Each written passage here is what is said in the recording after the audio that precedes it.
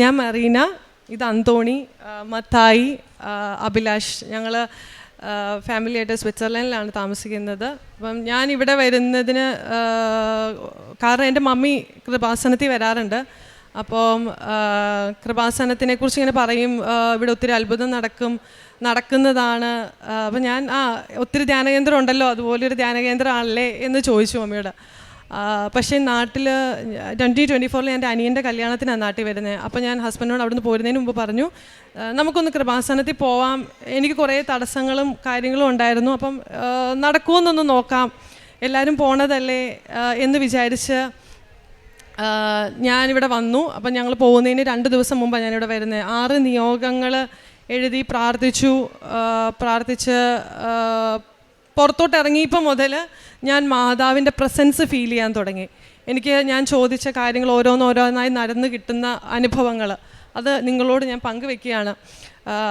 ഞാൻ രജിസ്റ്റേർഡ് ഫാർമസിസ്റ്റായിട്ടാണ് നാട്ടിൽ പഠിച്ചത്. ഞാൻ ഫാർമസിയാണ്. പിന്നീട് ഞാൻ UK ഫാർമക്കോളജി പഠിച്ചു. അപ്പോൾ ഞാൻ സ്വിറ്റ്സർലൻഡിൽ ചെല്ലുമ്പോൾ എൻ്റെ വിചാരം ചെല്ലുമ്പോൾ തന്നെ ജോലി കിട്ടും, എന്ത് പാട്, ജോലിക്കൊന്നും ഒരു പാടില്ലല്ലോ, അത്രയും പഠിച്ചതല്ലേ. 6 വർഷം ഞാൻ നോക്കിയിരുന്നു, ഒരു ആഴ്ച ഒരു 20 ആപ്ലിക്കേഷനൊക്കെ വെച്ച് അയക്കും, കിട്ടത്തില്ല. അപ്പോൾ ഇവിടെ വരുമ്പം അവിടെ നമുക്ക് സെയിം സർട്ടിഫിക്കറ്റ് ഇവിടുത്തെ ഇതാവാൻ വേണ്ടി ഹാഗർ അപ്പോസ്റ്റൽ അറ്റസ്റ്റേഷൻ എന്ന് പറഞ്ഞൊരു സാധനം ചെയ്യണം. അപ്പോൾ അത് എന്നതാണെന്ന് ഞാൻ എല്ലാവരോടും ചോദിച്ചു, ആർക്കും അറിയത്തില്ല. ഞാൻ കഴിഞ്ഞ വർഷം ഉടമ്പടി എടുത്ത് പോകുമ്പോൾ ഞങ്ങൾ പല ഓഫീസുകളിൽ കയറി ചോദിച്ചു. അവർ പറഞ്ഞു സെൻട്രൽ ഗവൺമെൻറ്റിൽ നിന്നാണ് ഇത് കിട്ടുക. അപ്പോൾ എന്തെങ്കിലും ആവട്ടെ, ഞങ്ങളൊരു ഓഫീസിൽ കൊണ്ടുപോയി എൻ്റെ കുറേ ഡോക്യുമെൻറ്റ്സ് ഒക്കെ സബ്മിറ്റ് ചെയ്തിട്ട് ഞങ്ങൾ തിരിച്ച് ഫ്ലൈ ചെയ്യുക. അപ്പോൾ എയർപോർട്ടിൽ വെച്ച് ഞങ്ങളുടെ തൊട്ട് പുറകിലൊരു കുട്ടി നിൽപ്പുണ്ട്. കുട്ടിയല്ല, ചെറിയ കുട്ടിയല്ല, ഒരു UN വർക്ക് ചെയ്യുന്ന ഒരു കൊച്ച്. അപ്പം അയാൾ ഞങ്ങളോട് ചുമ്മാ സംസാരിക്കാൻ തുടങ്ങി. ആദ്യം ഞങ്ങളോട് എവിടെ നിന്നാണ് നിങ്ങൾ കാര്യങ്ങളൊക്കെ ചോദിച്ചു, ഞങ്ങളുടെ പേഴ്സണൽ കാര്യങ്ങൾ ചോദിക്കാൻ തുടങ്ങി. അപ്പം കുറച്ച് കഴിയുമ്പോൾ കൂടുതൽ പ്രൈവസി എടുക്കാൻ തുടങ്ങി. ഞങ്ങളുടെ കയറി ഒത്തിരി കാര്യങ്ങൾ സംസാരിക്കും. അപ്പം ഞാൻ പറഞ്ഞു, ഇതെന്താ നമ്മളുടെ പെർമിഷൻ ഇല്ലാതെ നമ്മളോട് ഇത്രയും സംസാരിക്കുന്നത്, അതിൻ്റെ ആവശ്യമില്ലല്ലോ. അപ്പം നമ്മൾ ഈ കൊച്ചിൻ്റെ അടുത്ത് നിന്ന് മാറി പോവുക. ഈ കൊച്ച് ഞങ്ങളുടെ പുറകെ വരിക. അപ്പം ഞങ്ങൾ ഭക്ഷണം കഴിച്ച് കഴിഞ്ഞിട്ട് ഈ കൊച്ച് ഞങ്ങളുടെ പുറകെ വന്നിട്ട് ഈ കൊച്ച് ഞങ്ങളോട് പറഞ്ഞു, അവൻ്റെ ഒരു പേപ്പർ വർക്ക് ഹാഗർ അപ്പോസ്റ്റൽ ചെയ്തു, ആ വണ്ടി ചെന്നൈയിലോ എവിടെയെങ്ങാണ്ട് പിടിച്ചിട്ടേക്കുവാണ്. അപ്പം ഞാനും ഹസ്ബൻഡ് ഇതിനെ എന്ത് ചെയ്യും, ഇത് എവിടെ ചോദിക്കും, ഞാൻ കൊടുത്ത പേപ്പർ വർക്കുകൾ ശരിയാവുമോ, മാസങ്ങളെടുക്കും, നമുക്കൊരു ജോലിയുടെ ആവശ്യമല്ലേ, ശരിയാവില്ലല്ലോ എന്ന് പറയുമ്പോൾ ഈ കൊച്ച് ഞാൻ ചോദിക്കാതെ ഞാൻ പറയാതെ, എൻ്റെ ഒരു കാര്യം അറിയത്തില്ല, പക്ഷേ ഈ കൊച്ച് എന്നോട് ഹാഗർ അപ്പോസ്റ്റൽ ഇന്ന സ്ഥലത്താണ് ഞാൻ ചെയ്തത്, ഇന്ന ഏജൻസി കൊടുത്തു, ഇത്ര സമയം എടുക്കുള്ളൂ ചേച്ചി എന്നൊക്കെ പറഞ്ഞ് തന്നു. അപ്പോൾ ആ കൊച്ച് പറഞ്ഞതുപോലെ തന്നെ ഞാൻ എൻ്റെ പേപ്പേഴ്സ് അതിനുശേഷം എനിക്ക് ആ കൊച്ചുമായിട്ട് കോൺടാക്റ്റ് ഇല്ല. ഇപ്പോൾ എൻ്റെ മനസ്സിലും ഞാൻ ആഗ്രഹിച്ചതും ചിന്തിച്ചതും കാര്യങ്ങൾ ഇങ്ങനെ ഒരാൾ നമ്മുടെ കൂടെ വന്ന് നമ്മുടെ ടെൻഷൻ അനുസരിച്ച സമയത്ത് പറഞ്ഞു തന്നു. അതാണ് എനിക്ക് ആദ്യമായിട്ട് എൻ്റെ ഒരു വലിയൊരു സാക്ഷി എനിക്ക് മാതാവിൻ്റെ നിങ്ങളോട് ഷെയർ ചെയ്യാനുള്ളത്. രണ്ടാമതായിട്ട് എനിക്ക് ഷെയർ ചെയ്യാനുള്ളത് എൻ്റെ മോനെക്കുറിച്ചാണ്. ഇവൻ മത്തായിക്ക് 3.5 വയസ്സായി. അവൻ മമ്മി പപ്പി എല്ലാം പറയും, പക്ഷേ അവൻ്റെ ഒത്തിരി വർത്തമാനമൊന്നുമില്ല. അപ്പോൾ ഞങ്ങൾക്ക് ഭയങ്കര ബുദ്ധിമുട്ട് എന്നാന്ന് വെച്ച് കഴിഞ്ഞാൽ, ഇവൻ ഒരു തവണ ഞങ്ങൾ പുറത്ത് പോയി തിരിച്ചു വന്നിട്ട് കൊച്ചു വണ്ടിയിലിരുന്നിങ്ങനെ ഒരു വാക്ക് പറഞ്ഞ് കരയോ. അപ്പോൾ ഞങ്ങൾ വെച്ച് വഴക്കുണ്ടാക്കി കൊച്ചിനോട്, നിനക്ക് എന്നാ വേണ്ടേ, ഞങ്ങൾക്കറിയാം, ഞങ്ങളെല്ലാം എടുത്തു കൊടുത്തു, എല്ലാ സാധനങ്ങളും ഞങ്ങൾ എടുത്തു കൊടുത്തു. വീട് തുറന്ന് ഞങ്ങൾ അകത്ത് കയറിയപ്പോൾ കൊച്ചു ഓടി ചെന്ന് ഒരു കുപ്പി വെള്ളം എടുത്ത് കുടിച്ചു. അവൻ വെള്ളം എന്നാണ് പറഞ്ഞുകൊണ്ടിരുന്നത്, വാസർന്ന് അവിടെ പറയാം. അപ്പോൾ വെള്ളം, എൻ്റെ മോന് വെള്ളം ചോദിച്ചപ്പോൾ എനിക്ക് എൻ്റെ മോന് വെള്ളം കൊടുക്കാൻ പറ്റിയില്ല. എനിക്ക് അത് ഭയങ്കര വിഷമമായി. അപ്പം ഞാൻ മാതാവിനോട് ചോദിച്ചത്, എൻ്റെ മോൻ ഭക്ഷണം ചോദിക്കുന്നതൊക്കെ എനിക്കൊന്ന് മനസ്സിലാവണം, കാരണം അവൻ ദാഹിച്ചിരിക്കരുത്, എനിക്ക് അവന് വെള്ളം കൊടുക്കാനെങ്കിലും പറ്റണേ മാതാവേ എന്നാണ് ഞാൻ പറഞ്ഞത്.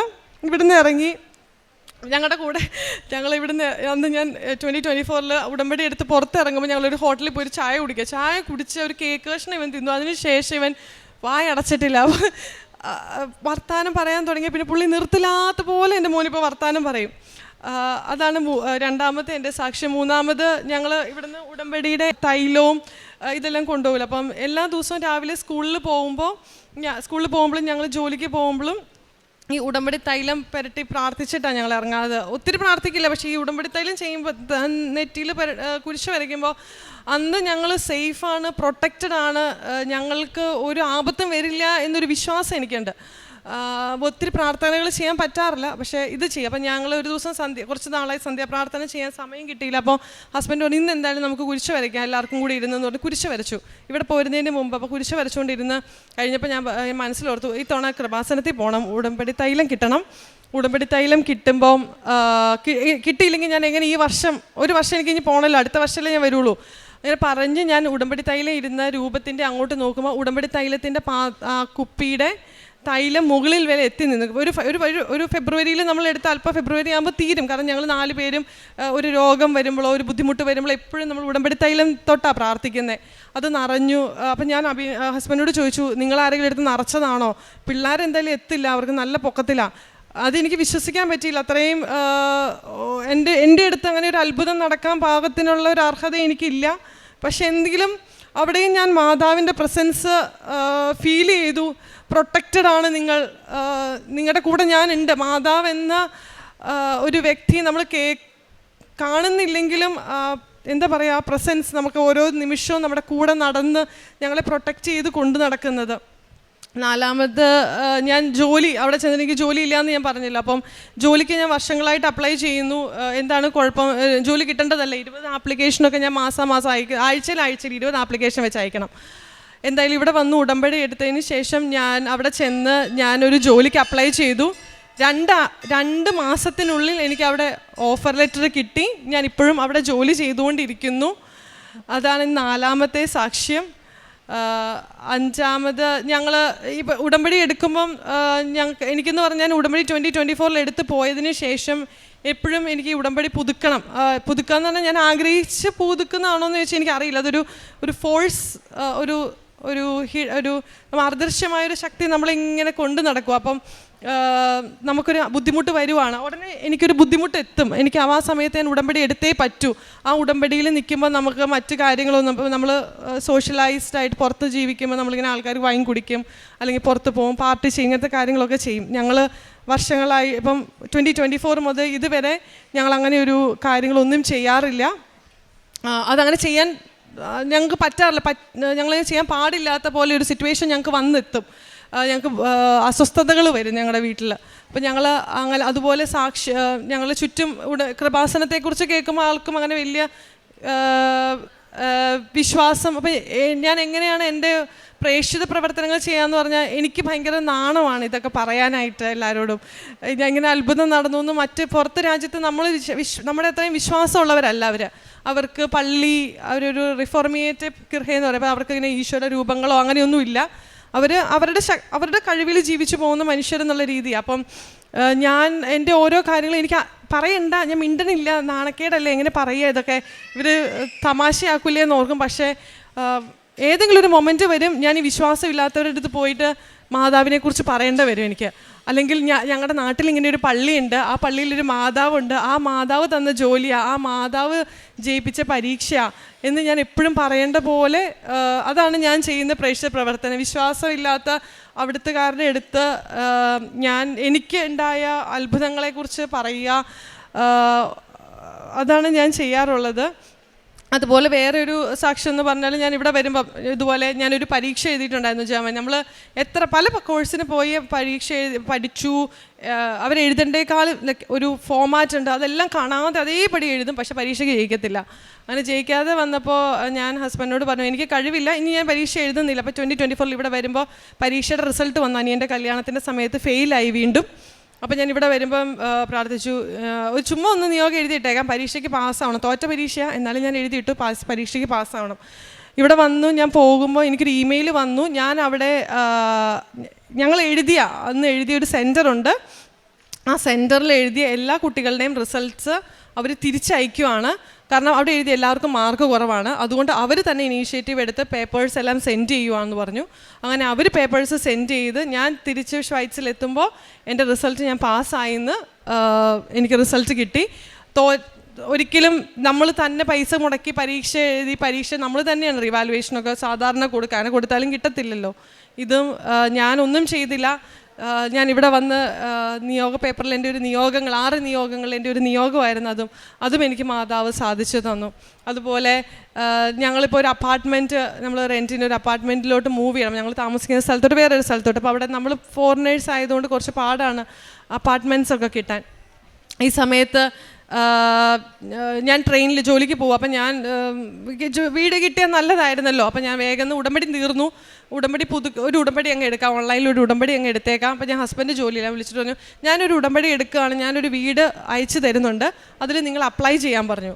അപ്പോൾ ഞാൻ ഉടമ്പടി എടുത്തു. ഹസ്ബൻഡ് വീടിന് അപ്ലൈ ചെയ്തു. 2 ഡേയ്സിനുള്ളിൽ നമുക്ക് ആ വീട്ടിൽ വിസിറ്റിങ്ങിന് ചെല്ലാൻ പറഞ്ഞു. ഒരാഴ്ചയ്ക്കുള്ളിൽ ഞങ്ങൾക്ക് ആ വീട് ലഭിക്കുകയും ചെയ്തു. ഈശോയ്ക്കും മാതാവിനും 1000 നന്ദി. പ്രേക്ഷിത പ്രവർത്തനം ഞാൻ പറഞ്ഞ പോലെ എനിക്ക് പത്രം തന്നിട്ടുണ്ട്. അപ്പോൾ ഞാനത് പത്രം എനിക്ക് പരിചയമുള്ളവർക്കൊക്കെ കൊടുക്കാറുണ്ട്, അറിയാവുന്നവർക്ക് കൊടുക്കാറുണ്ട്. അതുപോലെ ഹെൽപ്പ് ചെയ്യാൻ പറ്റുന്ന ആർക്കെങ്കിലും ബുദ്ധിമുട്ട് തോന്നുന്നവരുണ്ടെങ്കിൽ അവർ ചോദിക്കുമ്പോൾ ഞങ്ങൾ ആ ഹെൽപ്പ് ചെയ്യാറുണ്ട്. പരിശുദ്ധ അമ്മയ്ക്ക് 1000 നന്ദിയോട് കൂടി ഞാനിത് അവസാനിപ്പിക്കുകയാണ്.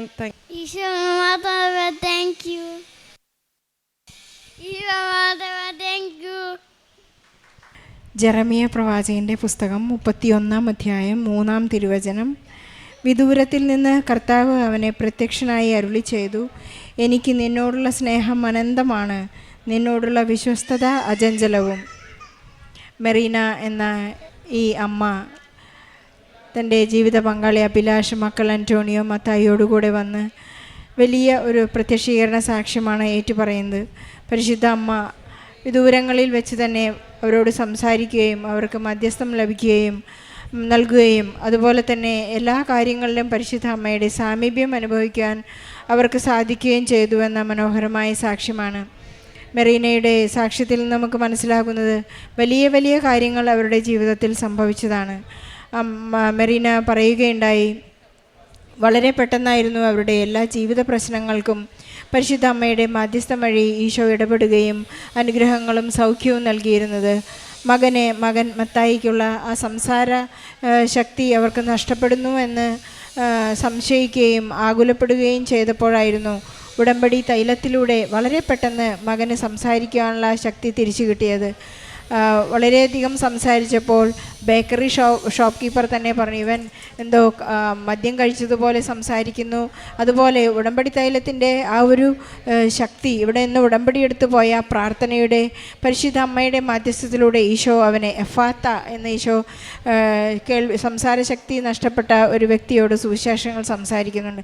എവിടെയെല്ലാമാണോ നമ്മുടെ എന്തെല്ലാം അടഞ്ഞുപോയോ, നമ്മുടെ ജീവിത അവസ്ഥകളെല്ലാം അടഞ്ഞു പോയിട്ടുണ്ടെങ്കിൽ ഈശോ എഫാത്ത എന്ന് പറഞ്ഞുകൊണ്ട് നമുക്ക് തുറന്നു കിട്ടുന്ന ഒരു വലിയ അനുഭവം ഈ മകനുണ്ടായി എന്ന് മകൾ ഏറ്റുപറയുകയാണ്.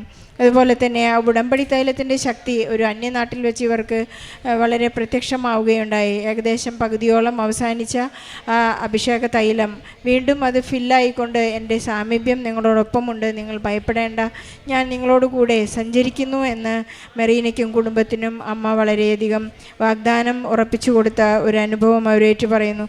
അതുപോലെ തന്നെ വലിയ ഒരു അനുഭവമാണ് അവർക്ക് ആഗ്ര ടെസ്റ്റ് രജിസ്ട്രേഷനെ കുറിച്ച് എന്തു ചെയ്യും എന്നുള്ളൊരു ആവലാതിപ്പെട്ടുകൊണ്ടിരുന്ന ഒരു സമയത്ത് ഒരു എയർപോർട്ടിൽ വെച്ച് ഒരു സഹോദരൻ അവരെ വന്ന് അവരുടെ കാര്യങ്ങളിൽ ഇടപെടുകയും അതിനെക്കുറിച്ചുള്ള ഒരു കൃത്യമായ അറിയിപ്പ് അവർക്ക് നൽകുകയും ചെയ്തത്. നിങ്ങൾക്ക് മുൻപേ ദൂതനെ അയക്കുമെന്ന് സുവിശേഷങ്ങളിലൂടെ വചനത്തിലൂടെ നാം വായിച്ചെടുക്കുമ്പോൾ അതൊരു സത്യമാണ്. വാഗ്ദാനങ്ങളിൽ വിശ്വസ്തനായ ദൈവം നമ്മുടെ എല്ലാ ജീവിത പ്രതിസന്ധികളിലും നമ്മുടെ ആഗ്രഹങ്ങൾ പോലും നമുക്ക് നൽകുകയും പ്രാപിച്ചു തരികയും ചെയ്യുന്ന ഈശോയ്ക്കും പരിശുദ്ധ അമ്മയ്ക്കും നന്ദി പറയാം. മെറീന പറയുകയുണ്ടായ ഒരു അന്യനാട്ടിൽ സ്വിറ്റ്സർലൻഡ് എന്ന പോലെയുള്ള കൺട്രിയിൽ ഈശോയെ ഏറ്റുപറയുന്നത് അതൊരു ഔട്ട് ഓഫ് സ്റ്റൈൽ ആയതുകൊണ്ട് ഈ മകൾക്കത് ഏറ്റുപറയാനുള്ളൊരു വലിയ സാധ്യതയാണ് ഇപ്പോൾ നൽകിയിരിക്കുന്നത്. മനുഷ്യരുടെ മുൻപിൽ എന്നെ ഏറ്റുപറയുന്നവനെ സ്വർഗസ്ഥനായ പിതാവ് എത്രമാത്രം ഉയർത്തുന്നു എന്ന് ഈ സാക്ഷ്യത്തിൽ നിന്ന് നമുക്ക് മനസ്സിലാകാം. അതുപോലെ തന്നെ അന്യരാജ്യത്ത് ചെല്ലുമ്പോൾ ഞാൻ എങ്ങനെ ഇസ്രായേൽക്കാർക്കുള്ളൊരു അനുഭവമാണ്. ബാബിലോണിൻ്റെ തീരത്തിരുന്ന് ഇസ്രായേലിനെ ഓർത്ത് ഞങ്ങൾ കരഞ്ഞു. അവിടെ ഞങ്ങളെ പിടിച്ചുകൊണ്ടുപോയവർ സിയോനിൽ ചില ഗാനങ്ങൾ ആലപിക്കുക എന്നെല്ലാം പറഞ്ഞപ്പോൾ ഞങ്ങൾ സിയോനെ ഓർത്ത് ഞങ്ങൾ കരഞ്ഞു എന്നൊക്കെ നമ്മൾ വചനങ്ങളിൽ വായിച്ചെടുക്കുന്നു. നമ്മെ ഇവിടെ നിന്ന് ഉടമ്പടി എടുത്തു പോകുന്നത് വലിയ ഒരു മിഷൻ പ്രവർത്തനമായിട്ടാണ്. കഴിഞ്ഞ ദിവസത്തെ ഉടമ്പടി ധ്യാനത്തിൽ അച്ഛൻ നമ്മോട് ജോസഫ് അച്ഛൻ ഓർമ്മിപ്പിക്കുകയായിരുന്നു. മാമോദീസയിലൂടെ നാം മിഷണറിയായി തീരുകയാണെന്നുള്ള ഒരു വലിയ സന്ദേശം അച്ഛൻ നൽകുകയായിരുന്നു. അത് കത്തോലിക്ക സഭ തന്നെ നമ്മെ അനുവദിക്കുന്ന ഒരു വലിയ കാര്യമാണ്. നാം അന്യദേശത്താണെങ്കിൽ ഈശോയെ അവിടെ പരിചയപ്പെടുത്തി കൊടുക്കുക, അവരുടെ വിശ്വാസത്തെ ആഴപ്പെടുത്തുക എന്നുള്ളൊരു വലിയ ഉത്തരവാദിത്വം കൂടി നമുക്കുണ്ട്. മെറീനയ്ക്കും അഭിലാഷിനും അവരുടെ കുടുംബത്തിന് ലഭിച്ച എല്ലാ അനുഗ്രഹങ്ങൾക്കും നന്ദി പറഞ്ഞുകൊണ്ട് ഒരു നല്ല കയ്യടിയോടെ ഈ സാക്ഷ്യം നമുക്ക് സമർപ്പിക്കാം. അത്യപൂർവ ദൈവാനുഭവങ്ങൾ ഇനി നിങ്ങൾക്കും സ്വന്തം. ഈ യൂട്യൂബ് ചാനൽ ഇതുവരെ സബ്സ്ക്രൈബ് ചെയ്തിട്ടില്ലെങ്കിൽ ഇപ്പോൾ തന്നെ സബ്സ്ക്രൈബ് ചെയ്യുക. ഈ വീഡിയോ ഇപ്പോൾ തന്നെ നിങ്ങളുടെ സുഹൃത്തുക്കൾക്ക് ഷെയർ ചെയ്തുകൊണ്ട് കർത്താവിൻ്റെ പ്രേക്ഷിതരാകുക.